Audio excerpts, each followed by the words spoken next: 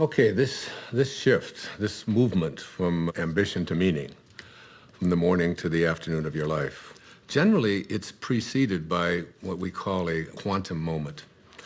Sounds strange perhaps to use a term like that, but quantum moment really refers to the characteristics of what it is like when you have what Maslow called a peak experience. The first of these qualities, there's four of them. The first of them is that it's very vivid. The second quality or characteristic of these quantum moments is that it's a surprise. And the third characteristic of these quantum moments is that they are benevolent. They always feel good. The fourth and final quality is that it's enduring. That is, it isn't just something that comes and then goes and it's out the window. It lasts with you forever. For example, I left drinking behind in my life 21 years ago. And I couldn't even imagine that I could have given it up because I'd always had 2 or 3 beers every single day for the previous 10, 15, 20 years. I couldn't even remember a day when I hadn't. And I knew that I had to make that change. And it was 4:05 a.m. in the morning. I could remember the clock when it turned. I woke up and there was like a breeze in the room, something that I'd never experienced before. The smell of roses. This was 21 years ago now. I can tell you what was hanging on the closet, the hook that I had there. On the mirror there, I had a cartoon that I had there. I can still see that thing exactly as if it happened this morning. The vividness of this is something that I've never ever been able to forget. I can remember how surprised I was at what was happening at that time. It was almost as if some kind of force had taken over, and I was just amazed by it.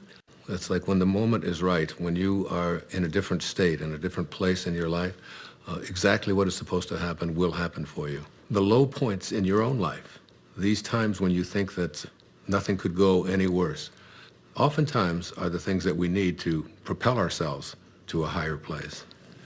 Let me give you an example.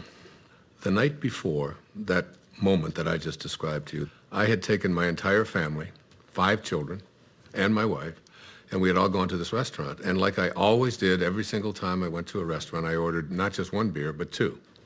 And that was so that in case the waiter wasn't there when I wanted my second one, I would be able to have it. And the waiter said to me, "Oh, excuse me, sir." He said, "I'm sorry, but I can't serve you alcohol." And I said, "Why?" He said, "Well, last night one of our waiters served someone who was underage, and we had our license suspended." I said, "Come on, we're getting out of here." And I made each one of my children get up, get back into the car, strapped into their car seats and so on. My wife, who God knows had so much to do and it was such a hardship for her, but it didn't seem to matter to me at that time because I wanted to have my beers and I was making myself more important than everyone else. And we drove off and went to another restaurant. And I can remember thinking that night as I went to sleep how ashamed I was. My wife tried to talk to me a little bit about it, but I would have none of it. I was right, and that's just what the ego always makes you. It makes you right. And that night, that experience that I had at 4:05 a.m. the next day, not only did it get me off of alcohol, it probably saved my life. It transformed my life in so many different ways. And it was all because I was open to it. You don't believe that?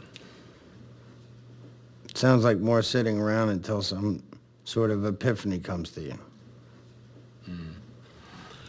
It's not about waiting around. You know, in the Tao, one of the great lessons that I learned is that it teaches us how to be soft, how to be flexible, how to not be always in control. One of the great teachings of the Tao says that let yourself be lived by it. But you didn't do anything. That's the whole point. That's the place you want to get to, where you just allow.